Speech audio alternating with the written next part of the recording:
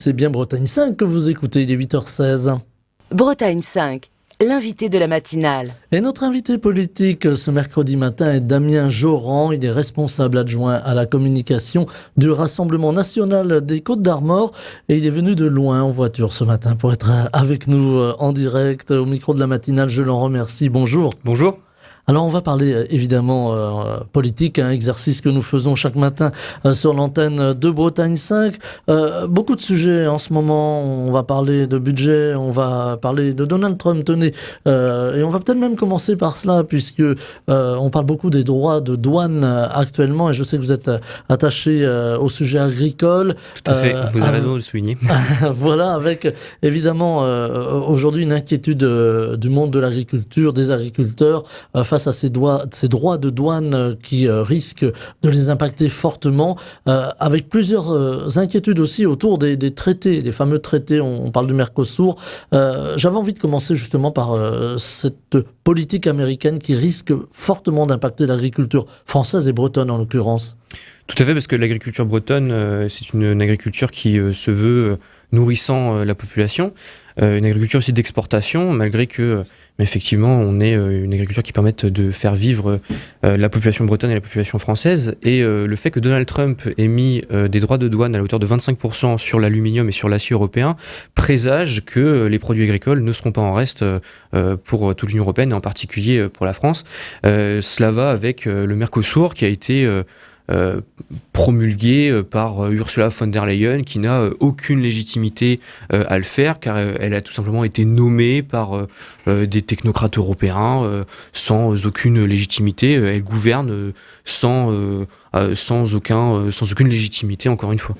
Alors justement, l'Europe aujourd'hui, l'Union européenne, elle est faible face à la politique qu'entend développer Donald Trump. Alors tenez, là encore, comme ça au hasard, en matière d'agriculture, elle ne répond pas aux attentes du monde agricole, à ce que demande le monde agricole. Oui, car le monde agricole aujourd'hui est beaucoup trop normé pour permettre aux agriculteurs d'avoir un salaire décent. Le monde agricole aujourd'hui fait que, la politique agricole aujourd'hui de l'Union européenne, fait que les agriculteurs ne peuvent pas vivre décemment de leur production. En France, il y a trop de normes et les normes ne sont pas les mêmes partout. Vous avez en Espagne, par exemple sur le bio, des tomates qui sont par exemple totalement différentes par rapport aux tomates françaises, qui évidemment donc dans les supermarchés seront à un prix inférieur aux tomates françaises, pour ne parler que de ce sujet-là. Les consommateurs qui voient leur pouvoir d'achat diminuer depuis la crise du Covid, par intelligence, si je puis dire, du fait de leur portefeuille, vont se tourner évidemment vers le produit le moins cher, on peut le comprendre. Donc c'est évidemment désastreux aujourd'hui pour l'agriculture française et pour l'agriculture bretonne. Avec justement cette différence dans la concurrence, effectivement, avec ces pays qui n'ont pas ou peu de normes et des agriculteurs français, européens qui sont très, très contraints par les normes. On avait aussi une colère des agriculteurs. Alors j'avais envie de vous entendre là-dessus parce que ça fait beaucoup débat contre l'Agence française de la biodiversité. On l'a entendu aussi dans le fil du débat autour du budget, en tout cas du projet de loi de finances et de suppression possible d'agences. Est-ce qu'il faut maintenir cette agence française de la biodiversité? Est-ce qu'il faut la réformer ou est-ce qu'il faut, comme certains le demandent, complètement la faire disparaître? Non, il faut la conserver, il faut évidemment la réformer, parce qu'aujourd'hui, on a la sensation, les agriculteurs ont la sensation que cette agence est là pour les desservir, pour être, entre guillemets, leur gendarme, au lieu de les aider. On a entendu des responsables de cet organisme comparer les agriculteurs à des dealers. Voilà, vouloir les stigmatiser autant que des dealers. Bon, le jour où un dealer nourrira 3000 personnes en moyenne, faudra venir me le signifier. Les agriculteurs aujourd'hui sont la profession, l'une des professions en tout cas les plus utiles à la société. Donc il faut arrêter de les stigmatiser. Il faut au contraire un organisme qui est là pour les aider et qui n'est pas là au contraire pour les stigmatiser. À l'aune de l'urgence climatique, il faut aussi que les agriculteurs changent leur façon de travailler, modifient leurs méthodes. Voilà, le fameux modèle agricole breton dont on parle beaucoup a vécu Écoutez, j'aurais pas la prétention de venir faire ce matin une leçon d'agronomie aux agriculteurs. Voilà, ils savent mieux que moi comment labourer un champ, comment prendre soin de leurs animaux. Ce qu'il faut, c'est leur faire confiance, parce que ce sont eux qui sont en première ligne de l'écologie. Voilà, ce sont pas les écologistes qui sont sur les plateaux de télé ou de radio à donner des leçons d'écologie au micro, aux caméras. Ce sont bel et bien les agriculteurs. Quand vous faites pâturer dans les champs des vaches qui prennent soin du territoire, qui prennent soin de la faune et de la flore, ce sont eux qui font la biodiversité et l'écologie. L'agriculture française qui est la moins consommatrice de pesticides en Europe. Vous allez peut-être me faire rebondir sur le sujet des algues vertes. Le Parisien a sorti une étude cet été disant que ce sont les produits ménagers qui font les algues vertes dans la baie de Saint-Brieuc, par exemple. Ce ne sont pas les pesticides. Donc c'est facile d'accuser les agriculteurs, mais quand les études et les chiffres sortent, tout de suite, on se rend compte que ce ne sont pas eux qui sont les coupables de ce qui arrive en Bretagne aujourd'hui. Alors, si on veut rebondir sur le sujet écologique, il faut une véritable... Et souvent, on reproche au Rassemblement national de ne pas se pencher sur les questions de l'écologie, de l'environnement. On pense par exemple à l'eau aujourd'hui. Il y a une forte dégradation de la qualité de l'eau. Est-ce que il faudra, si demain vous arrivez aux affaires, comme l'on dit de façon un peu triviale, est-ce qu'il faudra avoir un véritable plan justement pour l'écologie, pour l'environnement, pour l'eau? On n'est pas habitué à avoir ce discours du côté du Rassemblement national. Mais il faut aujourd'hui effectivement prendre toute la mesure de ce que veut dire aujourd'hui l'écologie, de ce que veut dire aujourd'hui le changement climatique. Et nous, au Rassemblement national, ce que nous préconisons, en tout cas sur l'énergie qui est la principale source d'émissions de gaz à effet de serre, en tout cas dans le monde, c'est de continuer la politique qui a été entre guillemets prise courageusement par le général de Gaulle, c'est-à-dire continuer de développer notre secteur nucléaire. Voilà, nous avons l'électricité la plus verte et la moins chère d'Europe, donc il faut continuer sur ce segment-là, et c'est ce que le Rassemblement national veut aujourd'hui. Alors, avec de plus en plus de consommation d'énergie, il y avait jusqu'à hier à Paris le sommet autour de l'IA, l'intelligence artificielle, et avec des effets pervers, parce qu'on va avoir besoin de plus en plus de technologie. L'intelligence artificielle va gagner beaucoup de secteurs. Ça veut dire installer des centres, des data centers, comme l'on dit, qui sont très consommateurs d'eau pour refroidir les machines, mais aussi très consommateurs d'énergie, ce qui risque d'avoir aussi un effet pervers. Il va falloir un nouveau plan Messmer, quelque part, pour construire de nouvelles centrales, pour pouvoir produire de l'énergie, ou est-ce qu'on aura suffisamment d'énergie, à votre avis, avec les énergies durables, on pense aux éoliennes ou au solaire? Non, aujourd'hui, les éoliennes et les énergies durables ne vont pas fournir la majorité de l'électricité, ou en tout cas suffisamment d'électricité pour alimenter ces data centers qui sont des monstres de consommation électrique, mais qui seront demain l'instrument de notre souveraineté numérique, ce qui sera important dans le monde qui est en train de se construire, avec une sorte de retour à la bipolarisation entre un bloc américain puis un bloc soutenu par la Russie, la Chine et l'Iran. Il faudra continuer à développer notre secteur nucléaire. Nous avons les meilleurs ingénieurs nucléaires du monde. Voilà, c'est pas les Chinois, c'est pas les Russes, c'est pas les Américains, ce sont les Français qui sont les meilleurs dans ce monde-là. Notre bijou en matière de technologie, Alstom, a été vendu par Emmanuel Macron lorsqu'il était ministre de l'économie. Nous l'avons racheté. Voilà, la Macronie vous dira ah oui, mais nous l'avons racheté. Mais entre-temps, les brevets. Fallait-il le vendre, c'est ça la question. Non, il ne fallait pas le vendre évidemment, mais les brevets, les connaissances, les ingénieurs sont partis avec les Américains. Tout cela est évidemment revenu, mais les Américains ont gardé notre savoir-faire. Et il faudra évidemment ouvrir de nouvelles centrales nucléaires ou empêcher celles qui sont aujourd'hui en cours de fermeture de fermer si demain nous arrivons aux responsabilités, c'est évident.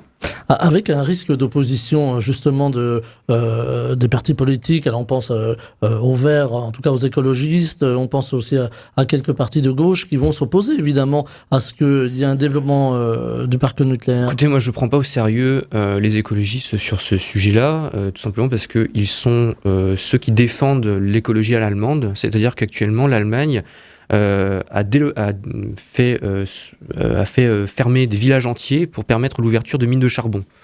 Voilà, quand on est écologiste, par définition, on ne veut pas que des mines de charbon continuent à s'ouvrir dans un pays, fût-il étranger à la France.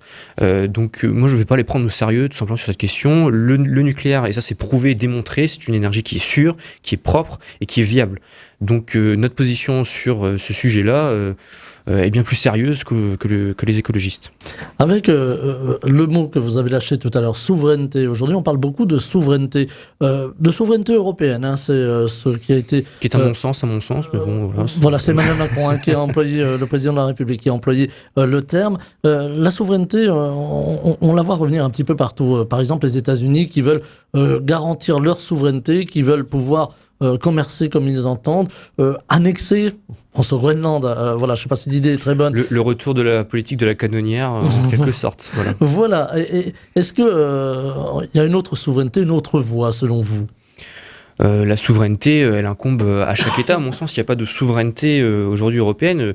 Ce que font aujourd'hui les États-Unis, c'est-à-dire de dire à la Colombie, vous reprenez vos délinquants étrangers ou vos clandestins, c'est une très bonne chose. Nous ferons la même chose demain avec l'Algérie. Marine Le Pen l'a dit, et je le dis aujourd'hui au micro de Bretagne 5. Nous le ferons avec l'Algérie, qui est un pays qui se veut aujourd'hui hostile à la France, mais avec tous les autres pays.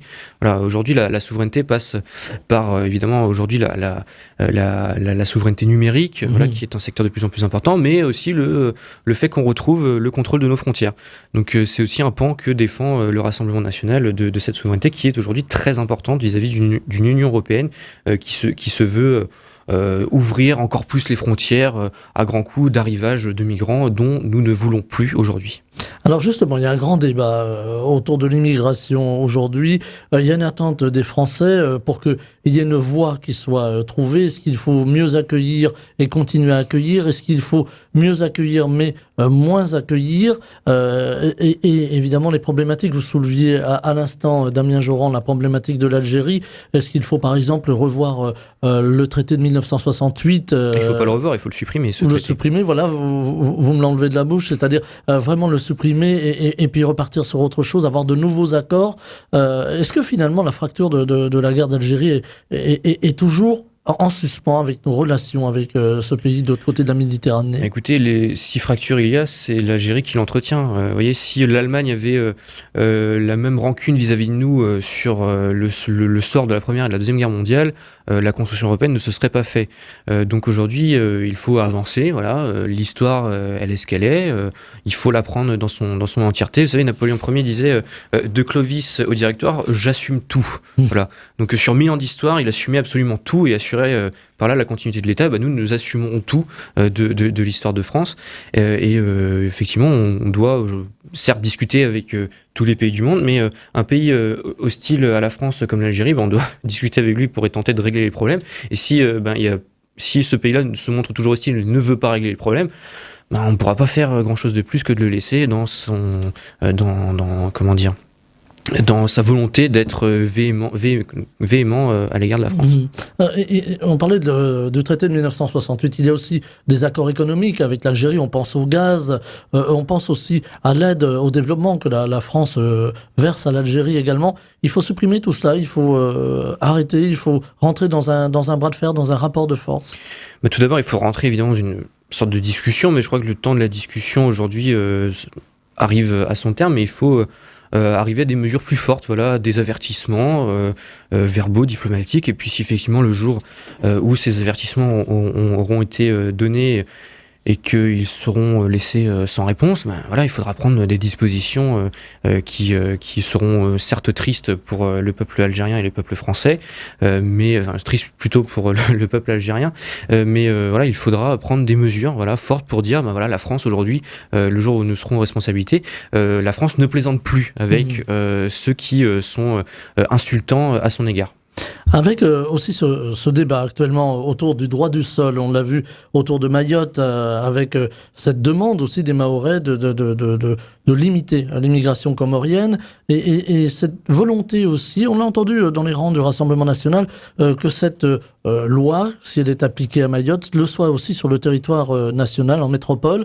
Ça voudrait dire qu'en France, on reverrait l'accueil des personnes qui souhaitent venir dans notre pays avec le rétablissement du droit, en tout cas l'abolition du droit du sol, je vais y arriver, l'abolition du droit du sol. Oui, il faut revenir sur cette notion-là. Nous proposons au Rassemblement national une modification de la Constitution pour retrouver demain le contrôle de nos frontières et nous voulons une loi pour supprimer ce droit du sol. À ce titre-là, j'en profiterai pour dire que la France insoumise et la gauche se couchent devant cet état confetti qu'est les Comores en disant par la voix du député Raphaël Arnaud, vous voyez, moi je suis allé danser avec un artiste comorien, finalement l'amour et la paix dans le monde, c'est une très bonne chose, il faut tous s'entendre, vive la paix, il faut que voilà, les Comores puissent avoir accès à Mayotte. Quand j'entends un parti français dire que la France, quatrième puissance nucléaire mondiale, sixième puissance économique mondiale, doit se coucher devant les Comores, vous voyez, moi ça me laisse plus que dubitatif vis-à-vis de l'intérêt que porte la France insoumise vis-à-vis de l'intérêt des Français et surtout de l'intérêt, dans le cas de votre question, des Mahorais et des Mahoraises. Ce qu'il faut, c'est supprimer le droit du sol à Mayotte. Et je vais ensuite porter mon attaque sur les Républicains qui disent oui, mais effectivement, nous, on pense comme vous, le Rassemblement national, dans les fourches coulines des assemblées, des palais de la République. Ils nous disent oui, mais on pense comme vous, voilà, il faut supprimer le droit du sol. Et donc, nous leur disons chiche, venez avec nous, votez avec nous. Ah mais oui, vous comprenez, nous on va pas faire comme vous, on va pas essayer on va faire différemment. Donc le vote sur un amendement qui a été proposé pour supprimer le droit du sol à Mayotte, s'est vu rejeté à une courte majorité, car 22 députés LR se sont abstenus et que 6 d'entre eux ont voté contre. Voilà, c'est ça aujourd'hui la réalité. Les seuls qui défendent aujourd'hui l'intérêt et les idées des Français, le Rassemblement national et leurs élus. Alors sur la sécurité, on parle aussi beaucoup de sécurité, c'est un sujet qui est cher au Rassemblement national également. On a vu un Bruno Retailleau très présent dans les médias. Alors l'actualité dramatique de ces dernières heures l'ont amené à s'exprimer. Est-ce que la politique de Bruno Retailleau finalement, c'est pas déjà la politique du Rassemblement national si demain vous deviez arriver à la fonction suprême par exemple? Non, pas du tout, vous l'avez dit, il s'exprime mais il n'agit pas.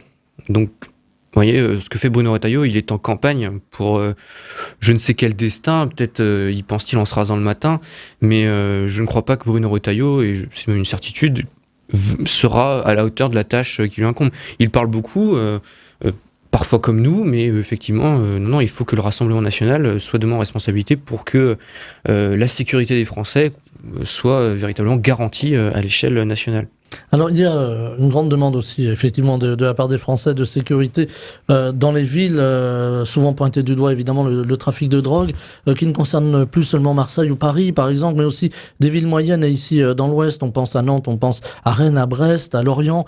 Est-ce que là aussi, si demain le Rassemblement national réalise son vœu d'accéder par exemple à la présidence de la République, il faudra avoir la main ferme et qui ne tremble pas sur le trafic de drogue, avoir véritablement là aussi un plan pour pouvoir endiguer ce trafic? Évidemment, il faudra...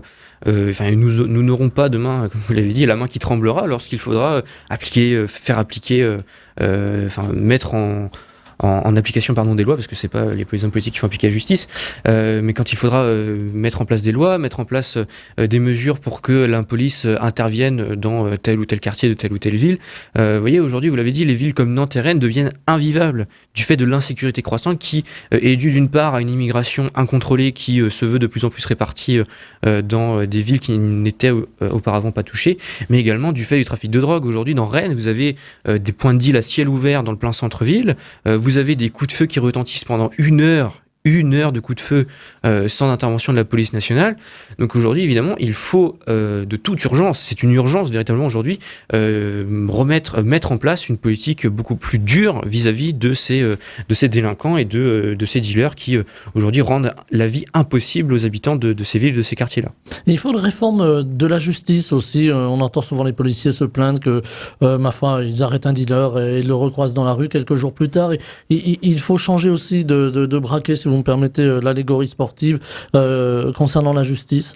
Tout à fait, il faut aujourd'hui que la justice soit beaucoup plus sévère et de manière générale soit plus répressive vis-à-vis des délinquants. Vous voyez, on te prend la main dans le sac, t'es en train de dealer ou en train de consommer, évidemment, c'est casse-prison, vous voyez. Si demain, un dealer qui est attrapé est étranger, il passe devant, évidemment, la justice française et il sera renvoyé immédiatement chez lui. Ce genre de délinquant n'a rien à faire en France et dans nos prisons françaises. Les Français iront en prison, ceux qui sont reconnus coupables, évidemment, et les coupables étrangers retourneront dans leur pays.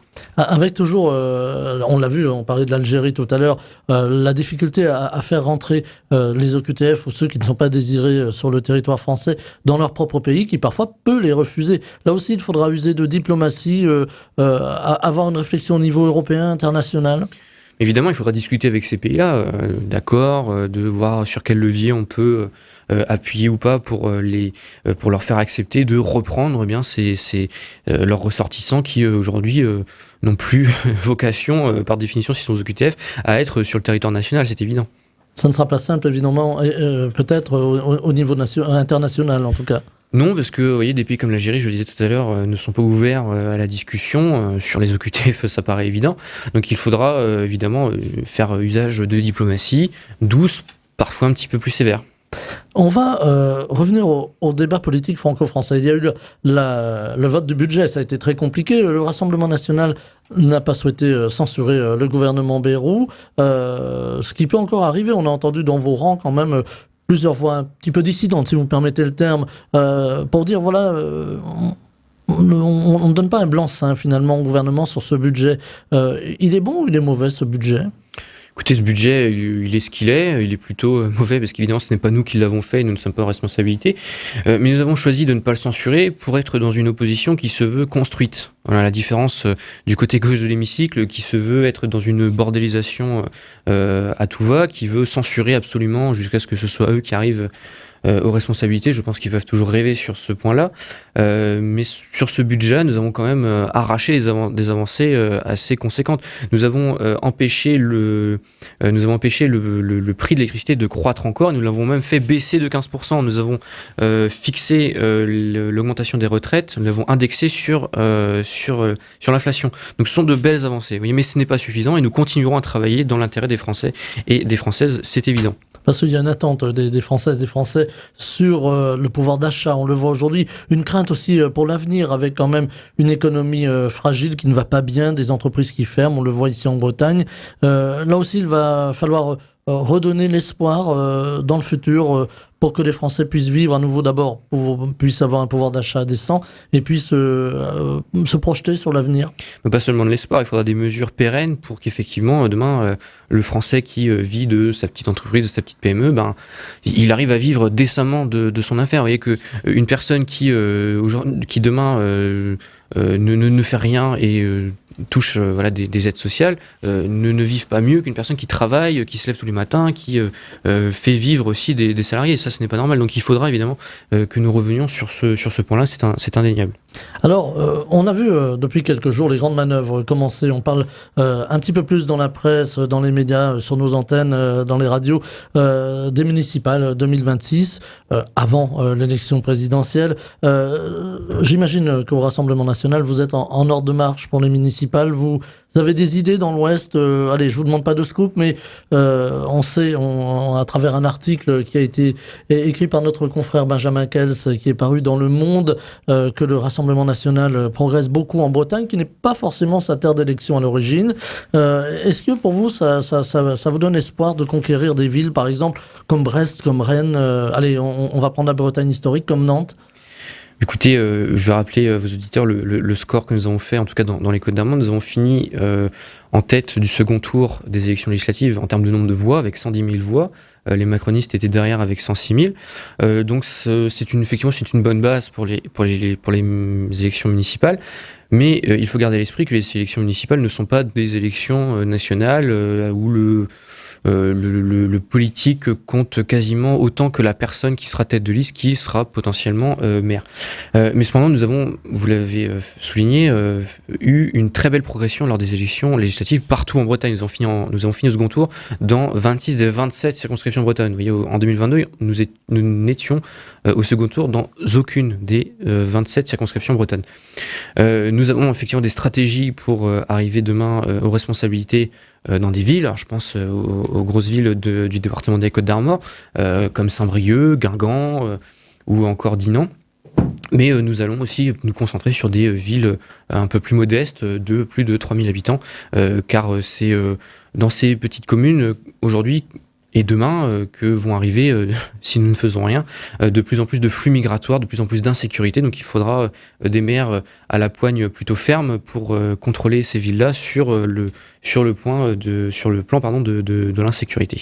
Alors c'est un peu ce que vous reprochez vos détracteurs, à gauche en particulier, en disant voilà le Rassemblement national joue sur les peurs, sur l'immigration, sur l'insécurité, avec un fond de racisme. C'est ce que l'on lit, c'est ce qu'on entend. Qu'est-ce que vous avez envie de répondre?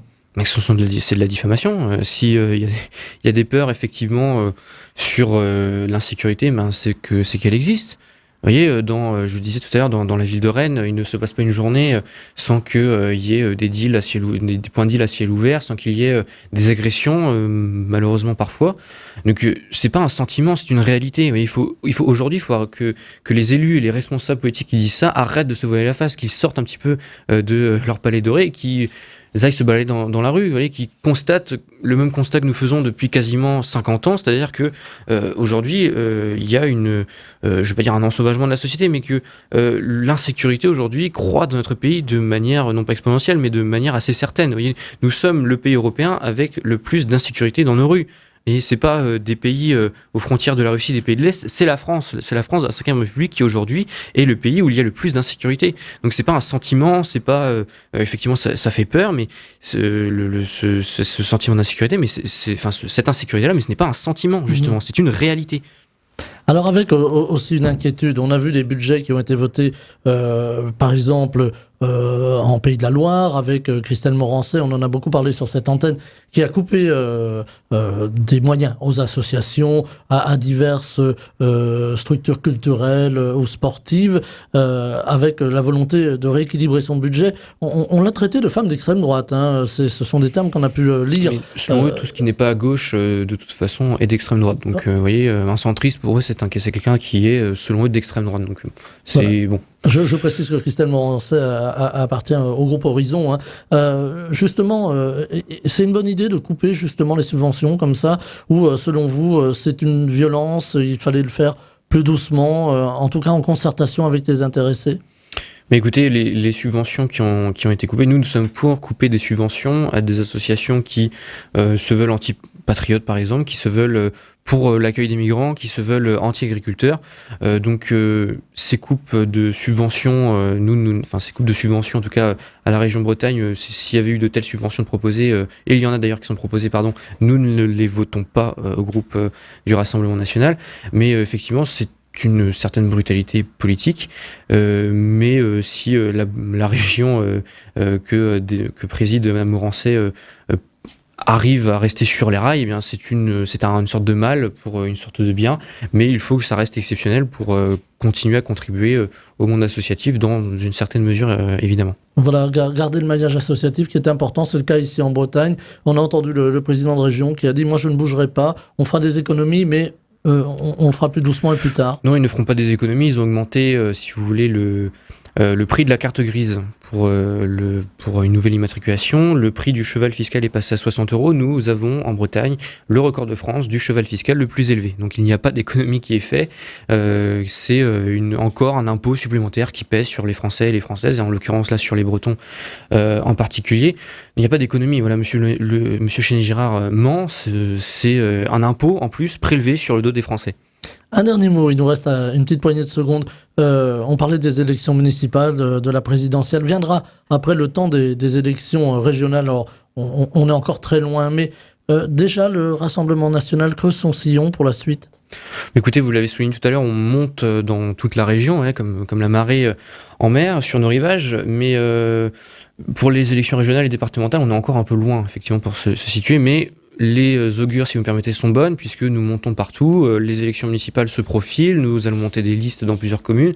Donc le maillage territorial que nous sommes en train de constituer sera un atout pour les élections régionales qui vont arriver, et avant elles, évidemment, les élections présidentielles, car nos élus pourront donner leur parrainage à Marine Le Pen le jour où elle se présentera à la présidence de la République. Voilà, c'est un peu le sens de ma question.